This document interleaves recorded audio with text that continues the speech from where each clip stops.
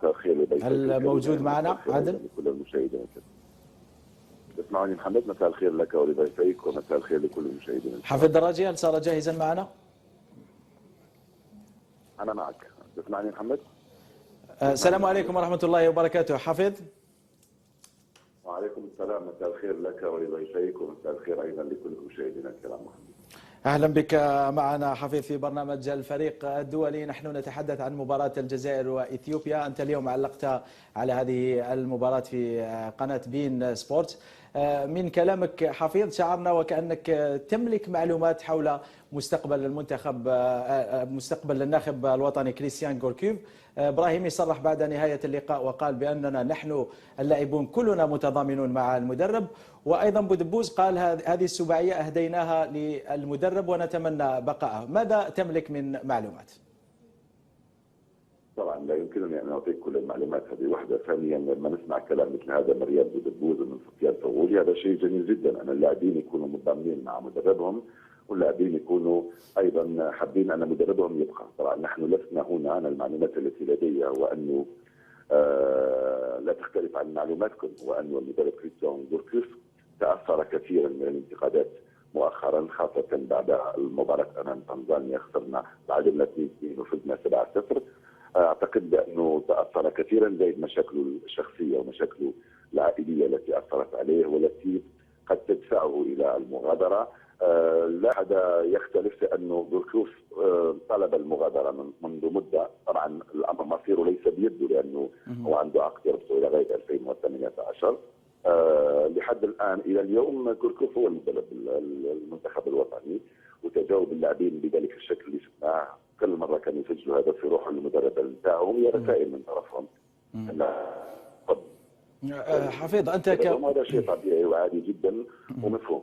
حفيظ أنت كمتابع وكإعلامي، أين تضع غوركيف إذا صنفناه مع المدربين الذين سبقوه لتدريب المنتخب الوطني، وكيف تقيم عمله لحد الآن؟ كنا الجميع كان ينادي ببقاء علي لوزيتش. هل أنسانا هذا المدرب في علي لوزيتش بسباعياته التي صار يسجلها مؤخرا؟ هل أنسانا بطريقة في علي لوزيتش بطريقة لعبه؟ وكما قلت لك أين تصنفه ضمن المدربين الذين تعاقبوا على تدريب المنتخب الوطني؟ أنا شخصيا لست من هواة من يقارنون بين المدربين خاصة على مستوى المنتخبات، لأنه كل مدرب وعنده ظروفه وعنده لاعبين اللي عنده وعنده المنتخب اللي عنده. المدرب اللي يدرب اثيوبيا ولا اللي يدرب الجزائر طبعا لا يمكن أن تقارن بينهما أو تحكم عليهما. المدرب اللي درب في سنوات الثمانينيات والتسعينيات والألفينية لا يمكن أن تقارنه بمدرب اليوم. وأنا أيضا لست في منصب يخول لي تقييم مدرب بعض مع البعض، ولكن تقييم مدرب بمعنى التقييم صعب جدا. ولكن الشيء الأكيد أنه غوركيف بعملية حسابية لم يفشل. يعني من يعتقد بأن غوركيف فاشل، أنا لا أعتقد بأنه مدرب فاشل. هو مدرب متميز، أي نعم عنده خصوصياته، أي نعم عنده طريقة تفكيره، لا يمكن أن يفكر مثلنا جميعا، لا يمكن أن يفكر مثل الإعلاميين والمحللين. شيء طبيعي لأن المدرب هو موجود لكي يختار ولكي يقرر. أعتقد أن كريستيان غوركيف عنده الكثير من الخصائص والمميزات اللي تجعله لحد الآن جعلته حافظ على توازن المنتخب، حافظ على نتائجه. أي نعم جاته نهائيات كأس الملك الفاتحة صراحة في اللي فات، ولكن مع مرور الوقت بين بأنه يقوم بعمل وبشغل جميل موفق فيه لحد الآن مع المنتخب الجزائري. الدليل اليوم، الشيء اللي عندي اليوم طبعا بغض النظر عن المنافس، هو أنه اللاعبين الجزائريين لم يفقدوا توازنهم ولم يتساهلوا. تعرف العقليه نتاع اللاعب العربي والافريقي والجزائري خصوصا لما يجد نفسه امام منافس ضعيف طبعا يتساهل، ولكن اللاعبين الجزائريين اليوم كانوا منضبطين في لعبهم فرديا جماعيا تكتيكيا، يزيد تري ابليكي رغم ان المنافس لم يكن مستوى عالي. ولكن حتى لما نقول المنافس ضعيف فالمشكله ليست في المنتخب الجزائري، المنافس ضعيف او قوي انا نلعب معه. الشيء الاكيد هو انه اللاعبين الجزائريين يزيدوا اكثر. حفيظ هل ما زلت معنا؟ إذا سنعاود الاتصال بعد قليل بحفيظ دراجي. نتوقف عند فصيل سابقا وقارنت بين منتخب الوطني الحالي ومنتخب الثمانينات، وهو ما أغضب بعض لاعبي جيل الثمانينات الذين انتقدوك بشدة في الأيام القليلة الماضية. هل ما زلت تؤمن بأن هذا المنتخب أفضل من منتخب الثمانينات؟ أنا أولا في حياتي يا محمد لم أقارن بين المنتخب الحالي ومنتخب الثمانينات. الأمر لا يتعلق بمقارنة، الأمر يتعلق بحديث عن نتائج. قلت بأن نتائج هذا المنتخب أفضل من نتائج المنتخب السابق، والدليل هو تأهله إلى الدور الثاني في نهائي كأس العالم. أنا لم أقارن، قلت لك منذ حين لست من هواة المقارنة لا بين المدربين ولا بين اللاعبين، حتى اللاعبين لا اليوم ولا الماضي أنا لا أقارن بينهم. هذه واحدة. ثالثا المقارنة هي ليست مقارنة، هي مقاربة. لأنه لما نقول مثلا بأنه أنا سمعتكم مثلا تقولوا بأن المنتخب هذا الحالي حرام لا يفوز بكأس أفريقيا، يجب أن يفوز بكأس أفريقيا. إذا نقول على هذا المنتخب الحالي يجب أن يفوز بكأس أفريقيا، فماذا نقول عن منتخب الثمانينات؟ منتخب الثمانينات كان في القمة لمدة 10 سنوات ولم يفوز بكأس أفريقيا. فأنا نجيب المقاربة على هذا الكلام الذي يقال، لأنه في كرة القدم نعم هناك منتخبات ونوادي مرشحة، ولكن الترشح شيء واللعب شيء آخر. نعم عندنا منتخب اليوم هو من الأفضل في أفريقيا ومن الأفضل في العالم، خلوني نقول لك أيضا من أفضل المنتخبات في العالم سواء في الترتيب أو من حيث اللعب. ولكن لما توصل للمنافسة، منافسة شيء آخر. في افريقيا شيء اخر، لاعبين تونا يلعبوا كلهم في اوروبا، هذا ليس عيب على كل حال، يلعبوا كلهم في اوروبا يجدون انفسهم في ظروف اخرى مغايره. هذا اللي صعب من مهمتهم انهم يفوزوا بكاس العالم. لكن لاعبو منتخب 82 حفيظ قالوا باننا يقولون بانهم وصلوا في نهائي 1980 للنهائي، فازوا بكاس افريقيا 1990، وكانوا في كل مره يصلون على الاقل الى الدور النصف النهائي من سنه 80 الى سنه 90، وكانوا في كل مره يتاهلون ويشاركون ويشرفون الالوان الوطنيه، بالاضافه الى تاهلهم مرتين لنهائيات كاس العالم وفشلهم في اخر لحظه في نهائيات كاس العالم 1990. اذا نتائجهم تبقى مقبولة إلى حد ما حفيظ، وهذا المنتخب لم يستطع لحد الآن الفوز بكأس أفريقيا. يعني حتى لو قارنا من ناحية النتائج، هذا الجيل تأهل مرتين، جيل 82 تأهل مرتين إلى كأس العالم. في جيل 82 فاز بكأس افريقيا 1990 وكان وصل الى نهائي 1980، بينما هذا الجيل حده حد الدور ربع نهائي، واذا احتسبنا مشاركه 2010 فانه تاهل الى نصف النهائي. اما في سنوات اخرى فقد فشل اصلا في التاهل الى نهائيات كأس افريقيا. فبالنسبه للارقام والاحصائيات فجيل 82 افضل. يا محمد انا مانيش نقول هذا الجيل افضل من هذا الجيل، انا عاود نقول لك انا عمري ما قارنت بين جيلين. الجيل اللي فاز بسنة 90 باش نصحه هو ليس جيل الثمانينات. الجيل اللي فاز بكأس افريقيا في سنة 90 بقى منه مجال ومن الناس فقط، باش ما يغلطوش الناس، يعني ما كانش فيه الا مجال ومن الناس. هذه وحده. ثانيا الجيل تاع الثمانينات حبيت نقول لك كان من المفروض يفوز مره او مرتين بكأس افريقيا، 80 و82 و84 و86، ولو ان 86 كان منتخبنا افضل بكثير، خرج من الدور الاول في مصر.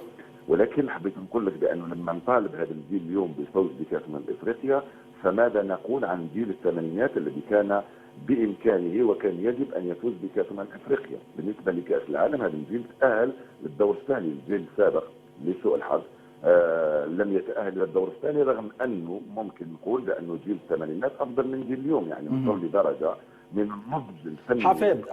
حفيظ اخي العزيز، وحتى نكون يعني عادلين ونعطي لكل ذي حق حقه، جيل الثمانينات لم يكن يملك ولو عشر الامكانيات التي يملكها المنتخب الحالي. يا اخي المنتخب الحالي فضلا عن الاموال والتربصات وكل وسائل الراحه الموفره، لا صار يتنقل بالهليكوبتر حفيظ، يعني مسير في يعني اتحاديه احترافيه في على مستوى، تسير باحترافيه عاليه. بينما جيل 82 فقد عانى من القهر، عانى من التهميش، عانى من الفقر، عانى من اشياء كثيره. لا ما لازمش نغلطوا الناس. جيل الثمانينات في عهده في ذلك الوقت كان لا باس عليه مقارنه بمنتخب بلدان اخرى.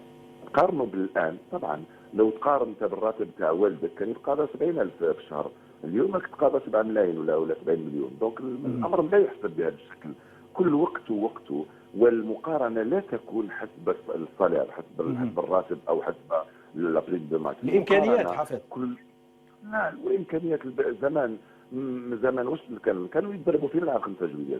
زمان كانوا فندق تاع 5 جويليه، ما عندهمش بلدان واحده اخرى ملعب كيما 5 جويليه وارضيات ملعب كيما الساطو كيما لانكس تاع ملعب 5 جويليه. ولو انه ما لازمش نقارن، حتى هذا الامر ما نقارنوش، لانه الامكانيات تاع زمان لم تكن بعد تظهر قد ظهرت الامكانيات اللي موجوده اليوم. لم تكن ظهرت مدارس كرويه ومراكز للتدريب. شكون اللي كان عنده مركز تدريب زمان في السبعينيات والثمانينات؟ الناس ما كانوش عندهم بزاف. ما تحدثنيش على المنتخبات والبلدان المتطوره جدا، تحدث عن مستوى اخر. انا لا اعتقد بانه كانوا محرومين من امكانيات، كانت عندهم امكانيات مقارنه بالجزائر في ذلك الوقت، مقارنه برياضيين اخرين، مقارنه باطارات ومجالات اخرى. يعني في مجالات اخرى في الثمانينات، يعني الثمانينات كان زمن اخر. ما تنساش بان الازمه في الجزائر بدات في الثمانينات، ازمه اقتصاديه كانت عندنا 26 مليار ديون ولا اكثر، كان البترول وصل الى $7. فما لازمش ننسى امور ثانيه. حفيظ، اذا كنت تريد اضافه اي شيء عن المنتخب الوطني في الاخير فتفضل مشكورا. بس نقول لك انا احترامي لعلي واحترامي لا اعتقد بانه عاوز نقول لك بانه لا يمكن ان نقارن بين الاجيال وبين الفترات. الثمانينات عندها 30 سنه واليوم رانا في مكان اخر. اليوم اللاعبين يتقاضوا 200 يتقاضوا 500,000 يورو في الاسبوع، يعني مش. فكل لكل زمن زمانه ولكل وقت وقته، وبالتالي لا يمكن المقارنه بالشكل. قارن اليوم بالاجيال تاع اليوم، قارن ممكن ولكن بالفترات السابقه لا يمكن. يعني ما تنساش علينا هذه. وان بليس انا اعتقد بان الجزائر كانت عندها امكانيات مقارنه ببلدان افريقيه اخرى. واذا تحبوا نقول لكم بانه ليكيب تاع 82 كانت لامريكي دي موند، انا كان نقول فريق تاع 82 هو افضل فريق في العالم، وكان من المفروض يفوز بكاس العالم سنه 1982، ولكن ما كانش عنده الظهر. وقلت كلامي كما هو محمد حفيظ دراجي الاعلامي الجزائري المعروف، شكرا جزيلا لك. عفوا يا سيدي، شكرا جزيلا. اذا انا عمري ما قارنت بين جيلين. الجيل اللي فاز بسنه 90 باش نصحه هو ليس جيل الثمانينات. الجيل اللي فاز بكاس افريقيا في سنه 90 بقى منه مجال ومن الناس فقط، باش ما يغلطوش الناس. يعني ما كانش فيه الا مجال ومن الناس، هذه وحده. ثانيا الجيل تاع الثمانينات حبيت نقول لك كان من المفروض يفوز مره او مرتين بكاس افريقيا، 80 و82 و84 و86، ولو ان 86 كان منتخبنا افضل بكثير، خرج من الدور الاول في مصر. ولكن حبيت نقول لك بانه لما نطالب هذا الجيل اليوم بالفوز بكاس افريقيا، فماذا نقول عن جيل الثمانينات الذي كان بامكانه وكان يجب ان يفوز بكاس افريقيا؟ بالنسبه لكاس العالم هذا الجيل تاهل للدور الثاني. الجيل السابق لسوء الحظ لم يتأهل إلى الدور الثاني، رغم أنه ممكن نقول بأنه جيل الثمانينات أفضل من جيل اليوم. يعني وصل لدرجة من النضج الفني. حفيظ أخي العزيز، وحتى نكون يعني عادلين ونعطي لكل ذي حق حقه، جيل الثمانينات لم يكن يملك ولو عشر الإمكانيات التي يملكها المنتخب الحالي. يا أخي المنتخب الحالي فضلا عن الأموال والتربصات وكل وسائل الراحة الموفرة، لا صار يتنقل بالهليكوبتر حفيظ، يعني مسير في يعني اتحادية احترافية في على مستوى، تسير باحترافية عالية. بينما جيل 82 فقد عانى من القهر، عانى من التهميش، عانى من الفقر، عانى من أشياء كثيرة. لا ما لازمش نغلطوا الناس. جيل الثمانينات في عهده في ذلك الوقت كان لا باس عليه مقارنه بمنتخب بلدان اخرى. قارنوا بالان، طبعا لو تقارن بالراتب تاع والدك كان يتقاضى 70,000 في الشهر، اليوم راك تتقاضى 7 ملايين ولا 70 مليون. دونك الامر لا يحسب بهذا الشكل، كل وقت وقته، والمقارنه لا تكون حسب الصالير، حسب الراتب او حسب الابريد المدرب نتاعو، هي رسائل من طرفهم. حفيظ انت هذا شيء طبيعي وعادي جدا ومفهوم. حافظ، أنت كمتابع وكإعلامي، أين تضع غوركيف إذا صنفناه مع المدربين الذين سبقوه لتدريب المنتخب الوطني، وكيف تقيم عمله لحد الآن؟ كنا الجميع كان ينادي ببقاء علي لوزيتش. هل أنسانا هذا المدرب في علي لوزيتش بسباعياته التي صار يسجلها مؤخرا؟ هل أنسانا بطريقة في علي لوزيتش بطريقة لعبه؟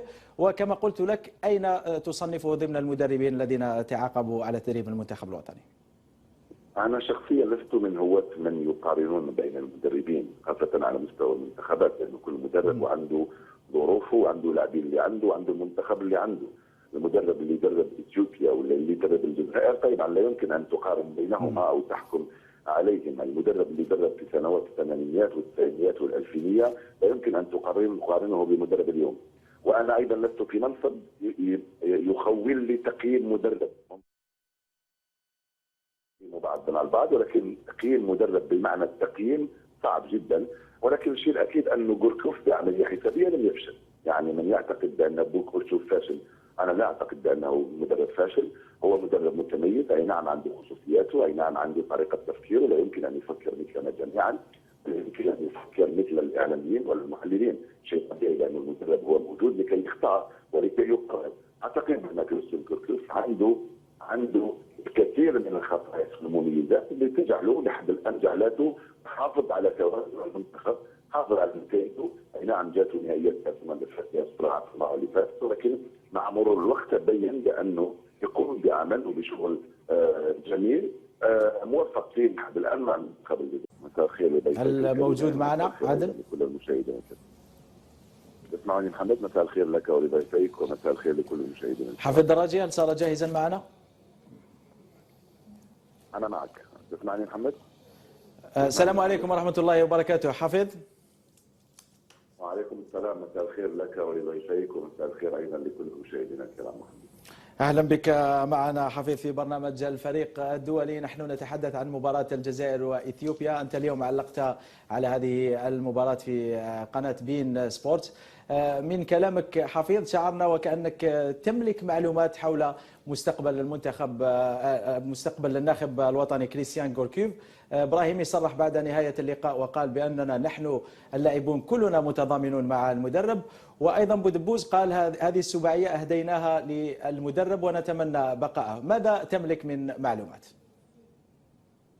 طبعا لا يمكنني ان اعطيك كل المعلومات، هذه واحده. ثانيا لما نسمع كلام مثل هذا من رياض بودبوز ومن سفيان طغولي هذا شيء جميل جدا، ان اللاعبين يكونوا متضامنين مع مدربهم واللاعبين يكونوا ايضا حابين ان مدربهم يبقى. طبعا نحن لسنا هنا، انا المعلومات التي لدي هو انه لا تختلف عن معلوماتكم، وان المدرب كريستيان غوركيف تاثر كثيرا من الانتقادات مؤخرا، خاصه بعد المباراه امام تنزانيا خسرنا تعادلنا 2-2 وفزنا 7-0.